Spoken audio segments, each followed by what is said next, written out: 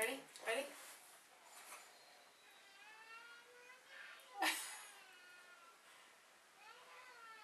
This is Katie. Dude, you laughed first. Why did you make him laugh first? And Aaron. And Dustin. Oh, only half of Aaron, actually. I know. Don't worry if I cut off. I'll at least try and make it into the frame on occasion. It's better without it. This is the story so far, and we welcome you guys to another show. This is the story so far? God, I'm at the wrong panel. Oh, sorry. I hate to say it, guys, but I think our contest is failing miserably. Fuck it. Way to share, viewers. Way to share. That's what I'm saying. It ends tonight on Sunday nights, and sorry, somebody forgot to turn down the volume on their thing.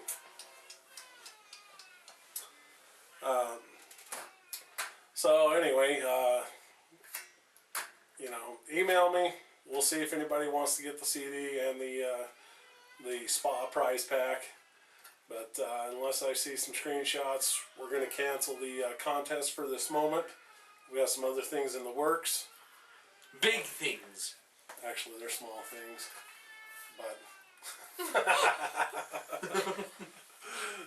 But yeah, so we're not canceling the contest altogether. But since nobody seems to want the CD and the spa prize pack, we'll get some other things rolling, and we'll start up our contest again next week with a couple of things that I've got hanging around. Big things. Huge. Start off the show this week. I do have an article that I'm going to read, and then we'll get some comment from you guys on it. Perfect. See how things go.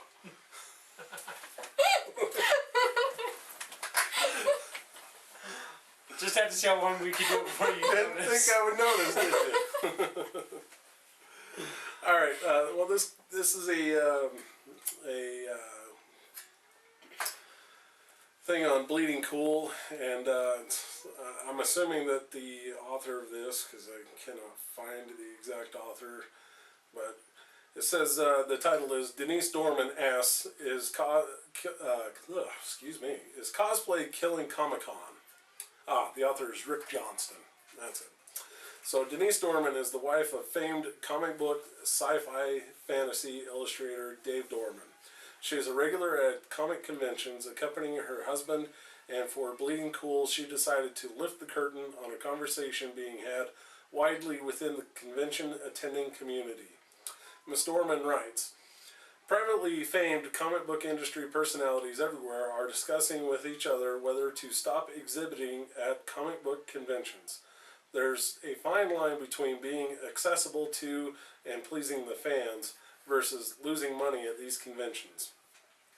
Take Wizard World 2014 in Chicago, for example. Those were 3 miserable days of our lives we'll never get back. Time we could be spending with our family and friends. Time we could be actually earning money, working from our studio and offices at home. The Saturday of Wizard World that I sat in for Dave, I sat in a 1.5 hour traffic jam to get there. The convention center is a mere 30 minutes from our home. I sold $20 in books, and I paid $13 for parking. Good thing I packed my own lunch. You start to get paranoid. You start to think, is it only us? Is Dave no longer relevant? So I began covertly asking around, asking artists equally in demand and equally famous. No one I interviewed made money at that show. The same was true for San Diego Comic-Con. Normally we at least cover our costs. This year we spent $7,000 to exhibit at San Diego Comic-Con between the booth space rental, hotel, car rental, and food expenses. This year we came home $1,000 in the hole. So I started asking around. Again, I asked equally famous, equally in-demand artists, writers, and creators. The post-mortem was that everyone either lost money on this show or barely covered expenses, and some very famous artists, household names you would know, are questioning whether they will bother returning next year. Even the biggest comics exhibitor with several booths, Mile High Comics, announced they were pulling out next year, in a much publicized story in the New York Times, admitting they suffered a $10,000 loss at the show this year. Their status on exhibiting next year may have since changed. I haven't followed the story that closely, but it drives home my point. I have slowly come to realize that in this selfie-obsessed Instagram era, cosplay is the new focus of these conventions. Seeing and being seen like some giant masquerade party. Conventions are no longer shows about commerce, product launches, and celebrating the people who created this genre in the first place. I've seen it firsthand. The uber famous artists who travel all of the way from Japan, sitting at Comic-Con, drawing as no one even paid attention to him, while the cosplayers held up floor traffic and fans surround the cosplayers rather than the famed industry household name to pose for selfies. The hardworking artists and creators who are the very foundation of this industry, the reason there even is an industry, those that have busted their asses and spent money they perhaps didn't have to spare in order to be there exhibiting for and accessible to the fans, having been reduced to being the background wallpaper against which the cosplayers pose in their selfies. At what point do you start to wonder if, other than your faithful, loyal regulars who are like family and find you every time, the general fandom population even gives a shit about the creators more than they care about their Instagram profiles? I'll be the first to admit, I revel in the amazing, visually arresting costumes. I snap photos. I have cosplay friends who dedicate their lives to it. I admire the creativity, the expense, the time, the investment, and the sacrifice, especially the imaginative steampunk cosplay. I just float the idea that maybe we've reached a tipping point. Have the expenses of dressing up, rising ticket prices, price gouged hotels, and parking costs to attend these costly conventions made it financially unfeasible for people to actually spend money on exhibitors anymore? So this morning I checked in with Dave, exhibiting since yesterday at Grand Con. Yesterday he earned $40. Today, Saturday, by 12:30 p.m. Michigan time, which should be the busiest day of the show, he's earned $20 thus far. Luckily, he's a featured guest, so his hotel expenses are covered, but this is time away from the studio, time he could be earning money, time he could be spending with our son, and since I am the primary breadwinner and self-employed, this creates the burden of extra time away from the office managing his errands while Dave is out of town. So I ask you, at a point would you cut bait and stop attending these shows? How do we satisfy the fans in a way that makes sound financial sense? So the gist of that is that everybody's starting to cosplay and take pictures rather than spend money at the conventions. Right. What do you guys feel? That's the only reason we go. It's for the cosplay? Well, we buy stuff, but not necessarily the artists. You know what I mean? Like, this Natsu is at this year's Comic-Con, and I was just like, why would I want that guy's autograph? You know what I mean? I see. For him, I think the Comic-Con is not the place for him. I would agree. For that character, Like Fan Fan X. Yeah. If they even have a Fan X. I've heard rumblings that they might not be having another Fan X. I've heard that as well. So, I've heard both. but I think that they should, because like I say, that character would be perfect for Fan X.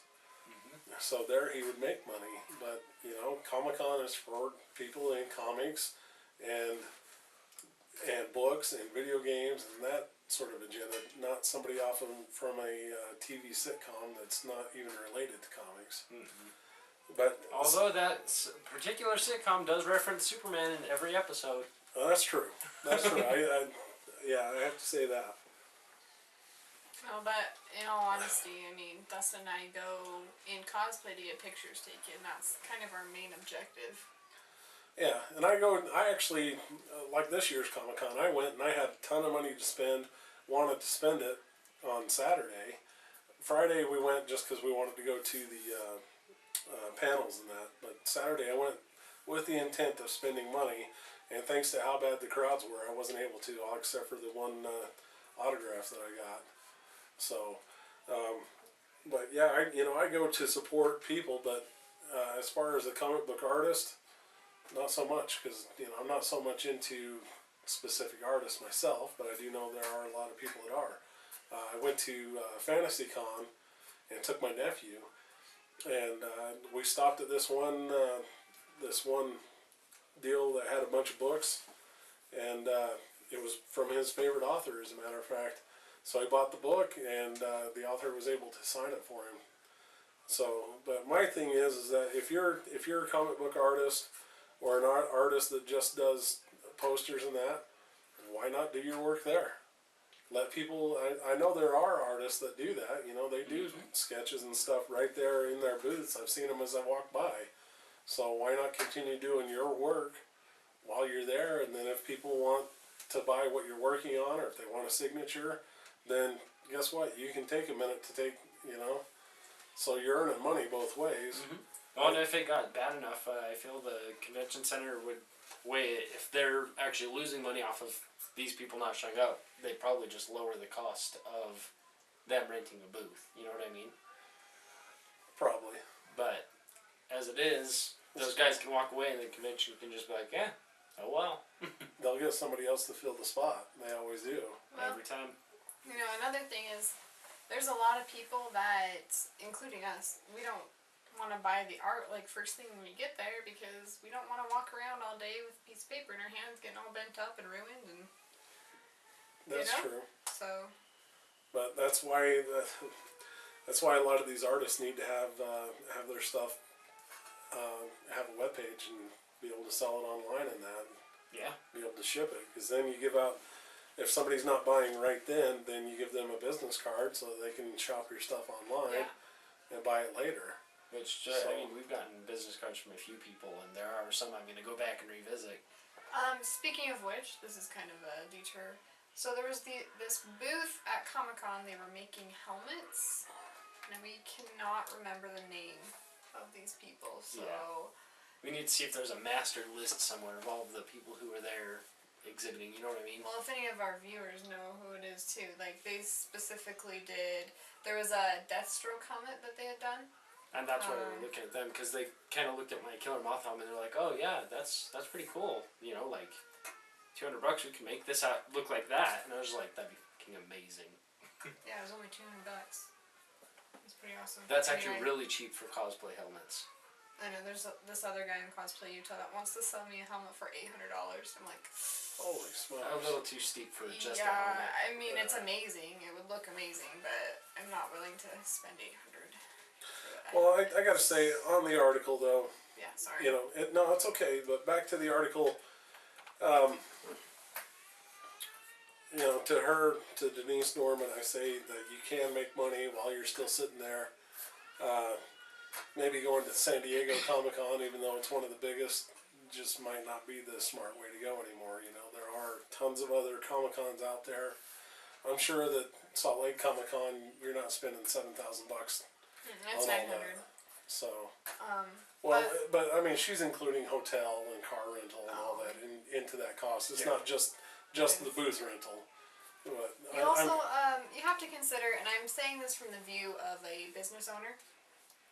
You need to consider the value of your advertising, because you're being seen by thousands and thousands of people, and they're gonna go find you afterwards. So while you may only be making $40 there at the convention, you're gonna be making a lot more money in the long run. Yeah. So. Yep. So segue from that, let's talk about Gotham. You knew that we had to talk about it. I know we have to talk about it, and I hate that we have to talk about it. Honestly, I think this, unless something drastic happens, because like I said, I'm going to be giving it a few more episodes, but unless something drastic happens, this will probably be the last time that we talk about it on the show. Yeah. For a while. I'll let the dead horse lie. So. Oh, I don't care. Go ahead. Go ahead and give me your opinion. Well, because it's been dominating, just because it's the most recent one that's happening right now. More exciting is in 2 days is the Flash, isn't it? No, a week from Tuesday. I was gonna say it happens on the 8th. A week from Tuesday. Yeah, it's the night after Arrow. So. Right. So Either way, yeah. So 9 days out, 9 days out, and then we get good DC shows. So go ahead, give us your opinions. Let's hear you. It was pretty terrible in every aspect. I mean, even I'm sure that actors suffered to the extent of the writing, but even the acting wasn't great. I mean, just like that beginning, or that scene near the beginning where the dude steals the cop's gun, and Gordon's like, "Whoa, whoa, whoa! I got this! I got this!" You know, it's just like that is so fucking stupid. Well, in today's climate, you know that wouldn't happen. The guy'd be dead. Yeah. So In the real world, which is kind of what I thought they were going to go for, you wouldn't be walking a violent criminal through the police station with no handcuffs on. that's true. Yeah, I mean, It was a lot of misses for me. So, like, even where Thomas and Martha die, he, like, points the gun at Bruce Wayne, and I was just like, what the hell is that? Like, he puts thought into killing the child, and then he's like, nah. yeah. I mean, the original was much more believable because he's much more criminalistic. He's just take the whatever, you know, the money and the diamond or the pearls and run. You know, he wasn't deep in thought about which of these three am I gonna kill. How about the penguin? The penguin was awful. The penguin was awful. Worst It way to give reminded him. me of Buster off of Arrested Development. Yeah. Like socially awkward mama's boy. Fish Yeah. Mooney was his mom. Spoiler. Fish Mooney. That's They made that character up just for the series, and I don't like it. They couldn't pick a better name. Like, honestly, that That's is my biggest the main strife. thing. If they would have Fish given her Mooney. a believable name, like, so a lot of these characters with ridiculous names were made in the 30s, the 40s, you know. So ridiculous names back then, it would be like, you know, calling somebody Muggsy. That was a thing back then. That's true. So But Fish Mooney. Yeah, and it doesn't make sense in today's. And when she walks in the room, fish. Come on. yes. See, in the way I would have written that would be, fish. Well, I gotta say, I neither liked it nor disliked it. I'm just stuck in the middle right now. I'm gonna give it a few episodes, and so I'll give you a report later on. I don't know. Part of it was probably because of the fact that I couldn't devote my full attention to it. The babies were running around, but I thought that it was okay, but it wasn't anything too spectacular. So Let me tell you my biggest complaint. In the comics, a lot of the villains are villains because of Batman. This show is setting it up that a lot of the villains are villains because of Jim Gordon. Yep. that's what it's kind of seeming like, you know? Yeah. And it's like, with Batman it makes sense. He's insane, hopping off of rooftops, dressed as a bat. That's how they put it in The Dark Knight, you know? So, obviously people are like, oh, dude, this guy's nuts, I'm gonna be nuts. No, instead it's just some dickbag cop who everyone's just like, oh, this guy, I'm gonna turn into an evil villain who uses plants to eat people. I do have one big complaint, and this was my complaint about Smallville when it was on, Yeah. is Batman doesn't meet these people until he's an adult. Yeah. You know, they're not an adult. Then Superman never met any of his villains until he was an adult. Mm-hmm. But same thing, like I say, with Smallville, they're doing with this. They're introducing all the villains, and Selena Kyle. She was prowling around Wayne Manor there at the end. Yeah, and she's in the alleyway when they get shot. She's just like, people getting shot. Yeah. That's a thing. You're like, what? And she gave milk to cats. That is a bad idea. Well, you're not supposed to. She should know. If she's going to be Catwoman, she should know the digestive tracts of cats cannot handle milk. Just saying. You don't know. Can I also throw it out there? I thought the GoPro scenes were ridiculous. Like, they're Oh, a yeah. high-budget TV show. They couldn't get a better camera than a GoPro. Have you seen GoPro in action? Yeah, on a Gotham. Besides Gotham, have you seen Yes. it in use before? Yes, one of my friends likes to wear one on his helmet when he goes biking or in mountains. I gotta give GoPro a credit. I mean, they I'm are a just pretty saying decent camera. that scene was But ridiculous. I agree with you. I agree with you that you are higher budget than the average person. You can get better cameras. Yeah. So. Well, I don't know if that's actually what they used. It's just what it looked like. The film quality. It was up against his face, and he's like breathing heavy. Yeah, I don't have anything good to say about that show. Is the main problem, and there's a lot of complaints. Here's a show that I ran across the other night, and I wanted to ask your opinion on. Do you guys have cable? Yes. Have you seen Z Nation? No. What is it? It's a zombie. It's basically a Walking Dead knockoff on the Sci-Fi Channel. But it's a zombie show about this group of people running around in a zombie-filled world, and what are they doing? As with most shows that you see on the Sci-Fi Channel, it is low budget. Yeah. But it's got some actors. Like your camera's more expensive than theirs is? No, unfortunately, not yet. But it wouldn't take much to bypass what they've done. Yeah. But I mean, they've got some actors in there. They've got, I think it's Thomas Everett Scott, who has been in several movies. He was in a movie called That Thing You Do with Tom Hanks and a bunch of other movies. That Thing I Do with Tom Hanks. Dak Alley sex for $1? The movie That Thing You Do, starring Tom Hanks. Oh, okay. Okay. So Tom Hanks starred in a movie called Back Alley. Sure. But he was in that movie with him, and I've seen him in a bunch of other things. He was in that. I can't think of the other name, the other guy that's in it, but another movie actor that has now been reduced to sci-fi TV series. That. So let me throw this one at you, because I haven't seen that one, so I'm going to pitch this idea at you. I don't even know if it started Zombieland. Did you ever see the TV show? I don't even know if it came on yet. No. They kept the same characters, but different actors being those characters. Which is a stupid idea. I agree. Especially because they've obviously established people who are still alive. Why not make another group? Well, the thing is that supposedly at some point they're thinking about doing Zombieland 2. I don't know if that's been canned, but I know they were talking about it. Which I hope they do. Zombieland was great. Oh, it was awesome. I love that show. But yeah, why not have a different group of people? I mean, Walking Dead is doing a spin-off series with a different group. Yeah. And I mean, the biggest name in this Zombieland show is, I don't even know her name. She's the chick from Cory in the House. She was like the girlfriend in that show. So nobody knows who she is, but she's still like I don't know the what biggest. Cory in the House was. It's a spin-off of That's So Raven. You don't know what that is. No, I know what That's So Raven was. Never watched it. Her little brother's name is Cory, so this show is Cory and her father living in the White House, and he's a chef for the president. Okay. Why do you know that? I watch a lot of TV.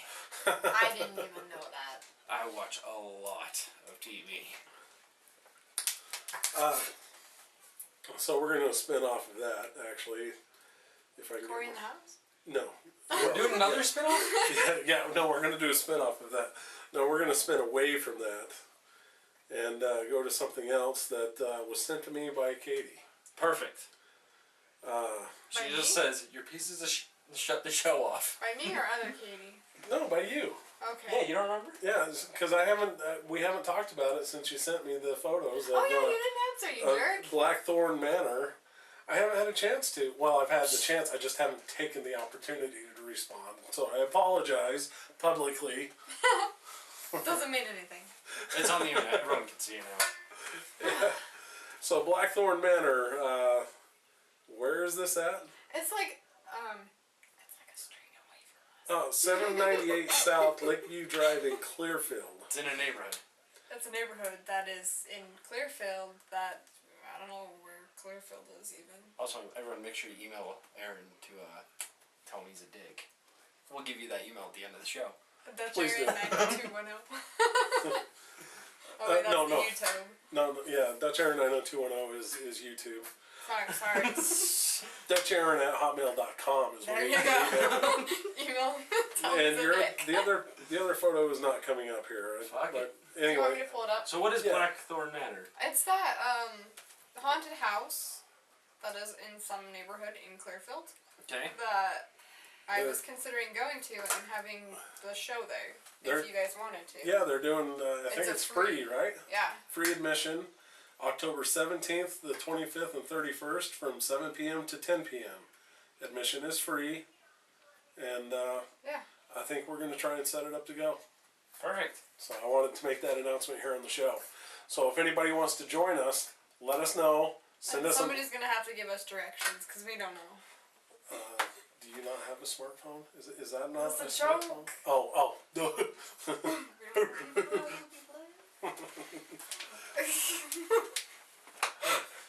They don't know where you live, and so you just announced it, you know. But so if you guys want to go, hit us up on Facebook, and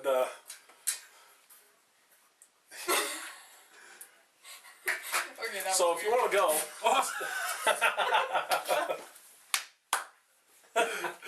it's all right. My phone gets wet every week. You just got it all over the book. That's okay. But It's the all book is unfazed. Another reason to buy the book. Where the blacktop ends is the book. So, back on subject. If you want to go, and you want to go with us, and you want to participate in the show, hit me up on Facebook, send me a message. You can also email me if you want. What are you doing? I'm expecting revenge water over there. No, we're good. We're good. No more. Okay. I just thought it was funny because I knew you were doing the hand motion, so I wanted to do the hand motion while I was holding my bottle. I was gonna pour it down your back, but I thought that was a little excessive. If you want to go to Blackthorn Manor with us, hit us up. Period. We're going to go. We've got to figure out the date, so we haven't got that figured out yet, but we'll work around anybody. I got to check my schedule with my kids. Make sure that if I have them on that weekend that I can set up a babysitter and all that. So other than that, we just plugged Where the Blacktop Ends. Katie, you want to plug your spa? Inspirations, Day Spa in Layton. Amazing. Inspirations. Spa. Also, make sure you plug your tub where the water drains out. Also check out Paparazzi by Tiff, paparazziaccessories.com/27425. Look her up on Facebook. She's also there. Also check out Odd Reality Radio, bit.do/oddrealityradio on the web. You can find them on Facebook. You can check them out on Stitcher and on iTunes also. I think that's going to be a show. Perfect.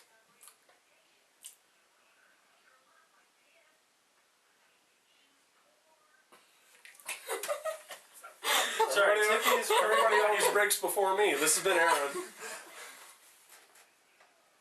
And Katie. and Dustin. And it's really only half of Aaron. And I guess half of me will see you next time. And this has been the story. Come on. No, we're only doing half. Without Aaron, we can't do this. Are you kidding? Without it? We need 100% of Aaron, not 50%. Come on, Aaron. Oh, he's stuck in freeze frame. Alright, well, let's be newscasters then.